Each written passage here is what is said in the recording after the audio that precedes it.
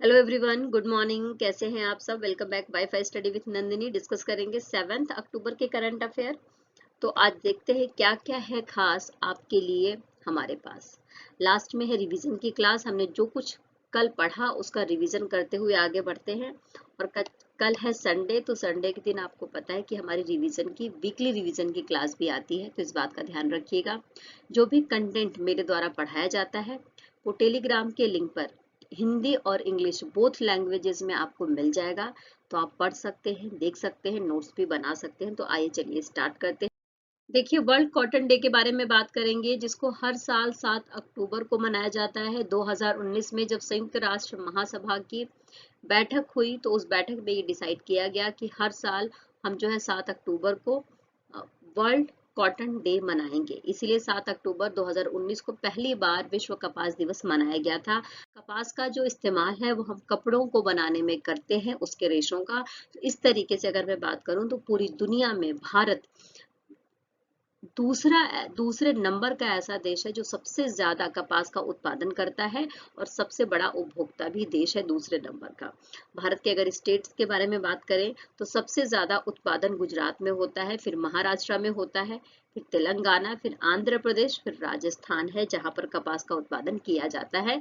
तो आप याद रख सकते हैं कि सबसे ज्यादा किस राज्य में कपास का उत्पादन होता है, तो गुजरात, फिर दूसरे नंबर पर महाराष्ट्र है और तीसरे नंबर पर तेलंगाना है। नेक्स्ट बात कर लेते हैं, जैसा कि आजकल डेली हम नोबेल पुरस्कार के बारे में बात कर रहे हैं। ठीक है, तो जैसे जैसे नाम रिलीज हो रहा है वैसे वैसे हम इसके ऊपर डिस्कशन भी करते जा रहे हैं। तो यहाँ पर हम 2023 के नोबेल पुरस्कार के बारे में बात कर रहे हैं जो साहित्य से संबंधित है। क्वेश्चन ये पूछा जा रहा है कि जो साहित्य से संबंधित नोबेल पुरस्कार है वो इस साल किसको प्रदान किया गया है। तो स्क्रीन पर जिसे आप देख रहे हैं इनका नाम है जॉन ओलिव फॉस। तो जॉन ओलिव फॉस को दिया गया है 2023 के लिए नोबेल पुरस्कार।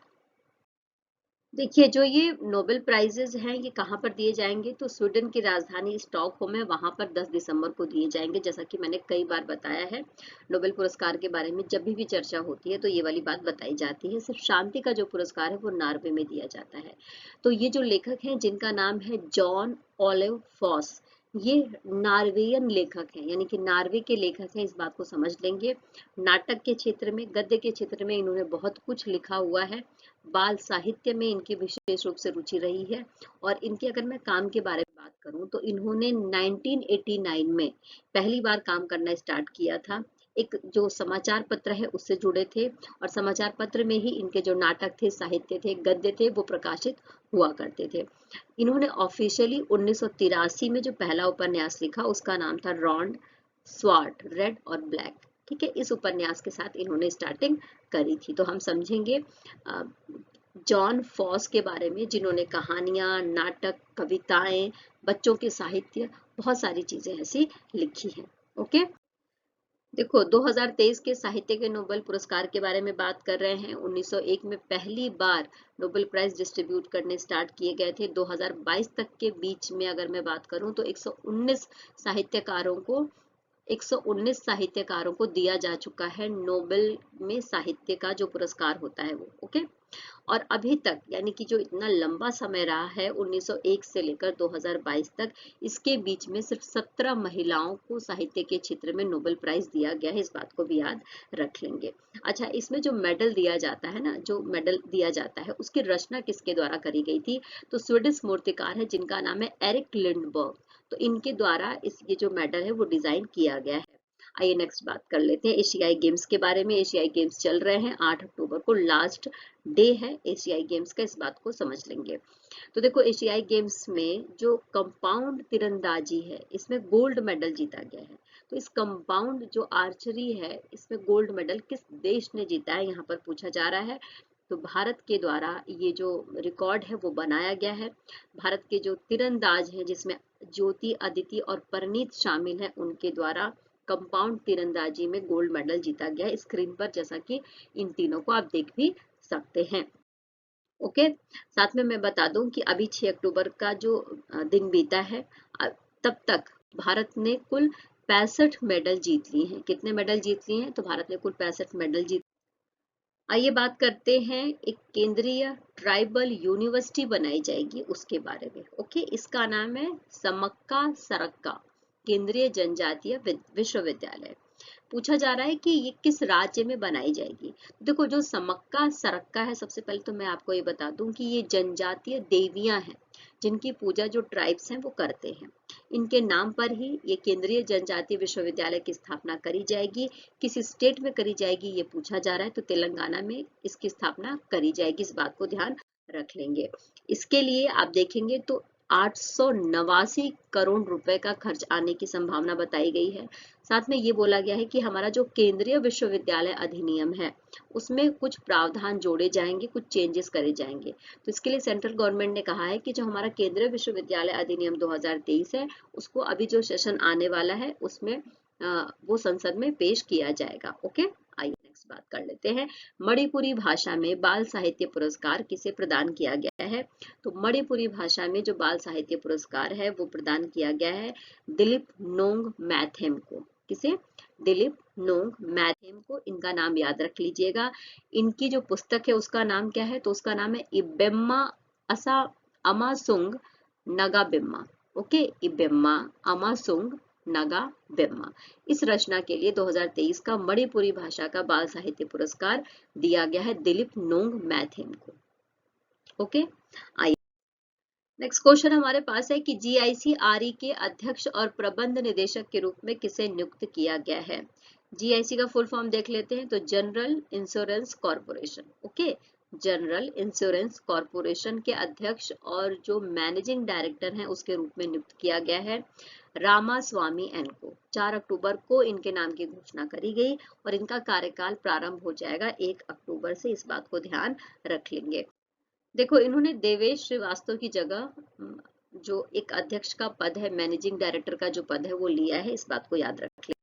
देखिए नेक्स्ट क्वेश्चन हमारे पास है कि स्टेट बैंक के चेयरमैन का क्या नाम है जिनका कार्यकाल केंद्र सरकार ने बढ़ा दिया है? तो स्क्रीन पर जिसे आप देख रहे हैं इनका नाम है दिनेश खारा और इनके काम की वजह से सेंट्रल गवर्नमेंट के द्वारा इनका जो कार्यकाल है वो बढ़ाया गया है।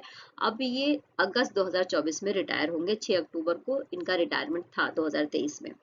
अब इसके बारे में बात करते हुए कि स्टेट बैंक में इन्होंने क्या काम किया, तो देखो, स्टेट बैंक ने इतना ज्यादा प्रॉफिट कभी भी नहीं कमाया है एक साल के भीतर, यानी कि जो एक फाइनेंशियल ईयर के भीतर स्टेट बैंक ने लगभग 50,000 करोड़ रुपए से ज्यादा का नेट जो प्रॉफिट है वो कमाया है। तो इस काम को ध्यान में रखते हुए ही इनका कार्यकाल बढ़ा दिया गया है 1 साल के लिए, इस बात को ध्यान रख लेंगे। इसके अलावा जो मंत्रिमंडल की नियुक्ति समिति है उसके प्रबंध निदेशक है, यानी कि जो मैनेजिंग डायरेक्टर है जिनका नाम है अश्वनी कुमार तिवारी। ठीक है, तो अश्वनी कुमार तिवारी जी का भी कार्यकाल 2 साल के लिए बढ़ाया गया है सेंट्रल गवर्नमेंट के द्वारा। अब ये 27 जनवरी 2024 के बाद 2 साल के लिए इनका जो कार्यकाल है वो बढ़ा दिया गया है। ओके, आइए नेक्स्ट बात कर लेते हैं जीआई टैग के बारे में। देखो, ये आप देख रहे हैं स्क्रीन पर, ये है याक। ये याक किस स्टेट से बिलोंग करती है? तो अरुणाचल प्रदेश की याक है और इसका नाम है चूरपी। इसका नाम क्या है? चूरपी। तो यहाँ पर क्वेश्चन पूछा जा रहा है कि जीआई टैग प्राप्त याक चूरपी किस राज्य से संबंधित है? तो अरुणाचल प्रदेश से ये संबंधित है और इसको जीआई टैग दिया गया है। इसमें प्रोटीन भरपूर मात्रा में होता है और अरुणाचल प्रदेश के जो लोग हैं वो खाने की जगह का मतलब ये है कि जो सब्जियों की जगह जो ये याक है इसका प्रयोग करते हैं, इस बात को समझ लेंगे। ओके, साथ ही यहाँ की जो जनजातियां हैं, स्पेशली मोनपा जनजाति और ब्रोकपा जनजाति, वो विशेष तौर से इसका प्रयोग करती हैं अपने खाने में।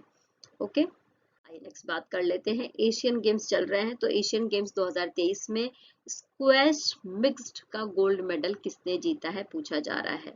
तो स्क्वैश मिक्स्ड में गोल्ड मेडल जीता गया। स्क्रीन पर जिसे आप देख रहे हैं ये 2 धुरंधर हमारे देश के हैं, दीपिका पल्लिकल और हरिंदर पाल संधू।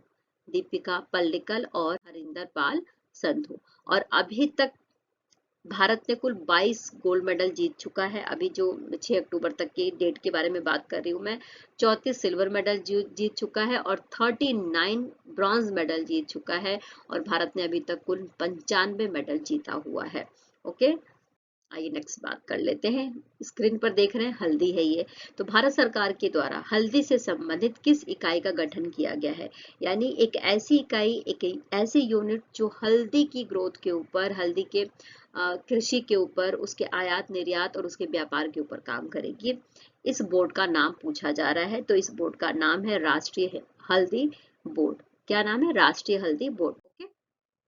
अब देखो, सबसे ज्यादा जो हल्दी है वो भारत में ही उत्पादित होती है। भारत ही सबसे बड़ा निर्यातक है और भारत सबसे बड़ा उपभोक्ता भी है। ये तीनों चीजें याद रख लेना हल्दी के विषय में। सबसे ज्यादा हल्दी भारत में कहाँ उगाई जाती है? तो आप देख रहे हैं तमिलनाडु, तेलंगाना, कर्नाटका। इन तीनों का नाम याद रख लेना, तमिलनाडु, तेलंगाना और कर्नाटका। इसके बाद मध्य प्रदेश, उड़ीसा, बंगाल और गुजरात में भी हल्दी उगाई जाती है। अब ये बोर्ड क्या काम करेगा? तो ये बोर्ड एक तरीके से हल्दी की खेती के ऊपर और किस तरीके से हल्दी का निर्यात हो, व्यापार हो, इन सब विषयों के ऊपर काम करने वाला है। देखो, जो राष्ट्रीय हल्दी बोर्ड है उसका उद्देश्य क्या है? तो उद्देश्य सीधा और सिंपल, आप पढ़ भी सकते हैं लेकिन सीधा और सिंपल यही है कि किस तरीके से इसकी कृषि को बढ़ावा दिया जाए, निर्यात और आयात को, निर्यात को बढ़ावा दिया जाए, व्यापार के ऊपर कैसे काम किया जाए, उपभोक्ता के जो अधिकार है उसका कैसे संरक्षण किया जाए, जो भी स्टैंडर्ड है एक सुरक्षा के लिए हल्दी से रिलेटेड, उसको कैसे बनाए रखा जाए। और ये जो राष्ट्रीय हल्दी बोर्ड होगी, इसकी संरचना के बारे में बात करूं तो इसके अध्यक्ष की नियुक्ति केंद्र सरकार के द्वारा करी जाएगी। इस बात को ध्यान रख लेंगे। आइए नेक्स्ट बात कर लेते हैं कम्युनिस्ट पार्टी। जो देखो, मार्क्सवादी कम्युनिस्ट पार्टी के नेता थे, केरला के तिरुवनंतपुरम से बिलोंग करते थे, जहां पर इनका जन्म हुआ था। इनका अभी निधन हो गया है 86 साल की उम्र में। इनका नाम पूछा जा रहा है, तो इनका नाम है अनाथा अनाथा लावउत्तम आनंदन। ओके, इनका नाम याद रख लेंगे। इनका निधन हो गया 86 साल की उम्र में। इनका जन्म हुआ था 1937 में। ओके। और नेक्स्ट बात करेंगे, रिवीजन करेंगे जो कल हमने पढ़ा उसका फटाफट देख लेते हैं। एशियन गेम्स 2023 में पुरुषों की भाला फेंक फाइनल में भारत के किस खिलाड़ी ने गोल्ड मेडल जीता है? तो नीरज चोपड़ा, जैसा कि हमने पढ़ा था। और सिल्वर मेडल जीता गया है, स्क्रीन पर जिसे आप देख रहे हैं यह है किशोर, इनके द्वारा सिल्वर मेडल जीता गया है। एशियन गेम्स 2023 में 400 मीटर की जो रिले प्रतियोगिता थी उसमें गोल्ड मेडल जीता गया है पुरुषों की टीम के द्वारा। स्क्रीन पर जिसे आप देख रहे हैं ये 4 खिलाड़ी हैं, भारत से रिलेट करते हैं, भारत ने जीता है। ठीक है, आइए नेक्स्ट बात करते हैं। आरबीआई का नया एग्जीक्यूटिव डायरेक्टर किसे बनाया गया है? तो इनका नाम है मुनीश कपूर, जिनको एग्जीक्यूटिव डायरेक्टर बनाया गया है आरबीआई का। डेलॉयट के वरिष्ठ सलाहकार के रूप में किसे नियुक्त किया गया है? तो आदित्य पुरी है स्क्रीन पर, जिसे डेलॉयट का वरिष्ठ सलाहकार नियुक्त किया गया है। भारत की किस योजना ने 50 लाख स्ट्रीट वेंडर्स को कवर करने का लक्ष्य हासिल किया था? कल इस योजना के बारे में हमने बहुत ही अच्छे से पढ़ा था। यह है प्रधानमंत्री का स्वनिधि योजना। ये जो प्रधानमंत्री स्वनिधि योजना है ये जून 2020 में लाई गई थी। हमारे शहरों नगरों में जो स्ट्रीट वेंडर्स होते हैं, यानी जो रेहड़ी वाले, पटरी वाले होते हैं, उनके लिए उनको 50,000 रुपए तक का ऋण उपलब्ध कराया जाएगा। इस बात को ध्यान में रखते हुए स्वनिधि योजना लाई गई थी भारत सरकार के द्वारा। ओके, तो अभी जो 50 लाख स्ट्रीट वेंडर्स को कवर कर लिया गया है इस योजना के तहत। किस पेय पदार्थ कंपनी ने छोटे पैक के लिए 100% पुनर्नवीकरणीय पीईटी बोतलें पेश करी है? यानी 100% इसको रिसाइकल किया जा सकता है, इस तरीके की बोतलें किसने पेश करी हैं? स्क्रीन पर जैसा आप देख रहे हैं यह है कोका कोला। ओके, और इन्होंने कहा है कि ये जितने भी उत्पाद बनाएंगे, जो भी इनकी पैकेजिंग होगी, वो सभी रिसाइकल्ड हो जाएगी 2025 तक। ठीक है ना, 2025 तक का इस कंपनी ने टारगेट लिया है, क्योंकि हम देख रहे हैं कि पर्यावरण प्रदूषण बढ़ता जा रहा है।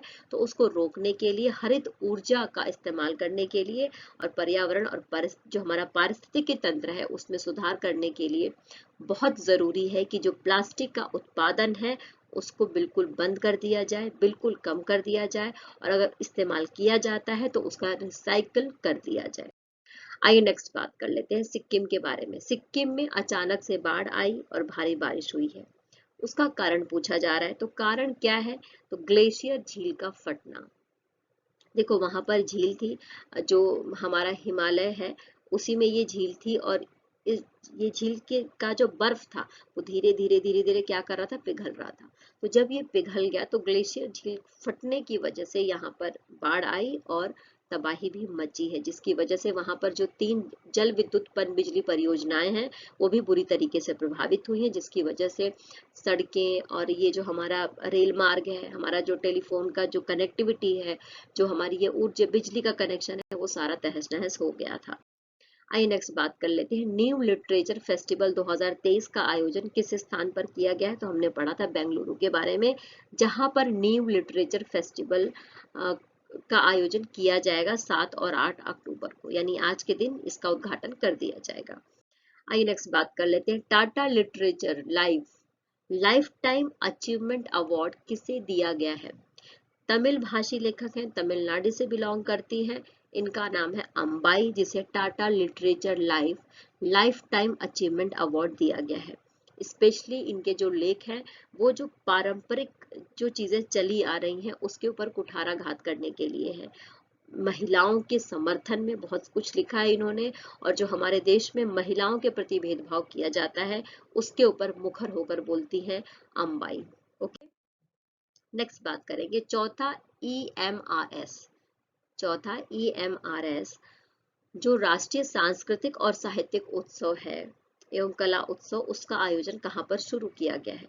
तो देखो EMRS क्या है, तो एक तरीके से एकलव्य जो स्कूल्स हैं वो खोले गए हैं, है ना। ये जो एकलव्य स्कूल्स हैं ये ऐसे स्कूल्स हैं जहाँ पर आवासीय विद्यालय के रूप में जो जनजातीय क्षेत्र के बच्चे हैं वो रहकर शिक्षा ग्रहण कर सकते हैं। तो इस बात को ध्यान में रखते हुए ही जो राष्ट्रीय सांस्कृतिक और साहित्यिक उत्सव मनाया जा रहा है, कहाँ पर मनाया जा रहा है पूछा जा रहा है, तो ये उत्तराखंड के देहरादून में मनाया जा रहा है, और इसको पूरे भारत के लगभग 2000 जो जनजातीय युवा हैं उन्होंने पार्टिसिपेट किया है। ओके, तो इस सेशन में इतना ही। आई होप कि सारे क्वेश्चन आपने अच्छे से समझ लिए होंगे, सारी बात समझ में आ गई होगी। तो प्लीज मेरे साथ बने रहिए, चैनल पर लाइक करते रहिए, शेयर करते रहिए, और अगर आप नए हैं तो बेल आइकन जरूर प्रेस कर लीजिए। बाकी टेलीग्राम के लिंक पर सब कुछ उपस्थित है, हिंदी और इंग्लिश बोथ लैंग्वेजेस में, तो वहां से पढ़ सकते हैं, नोट्स भी बना सकते हैं, कोई सुझाव है तो वो भी दे सकते हैं।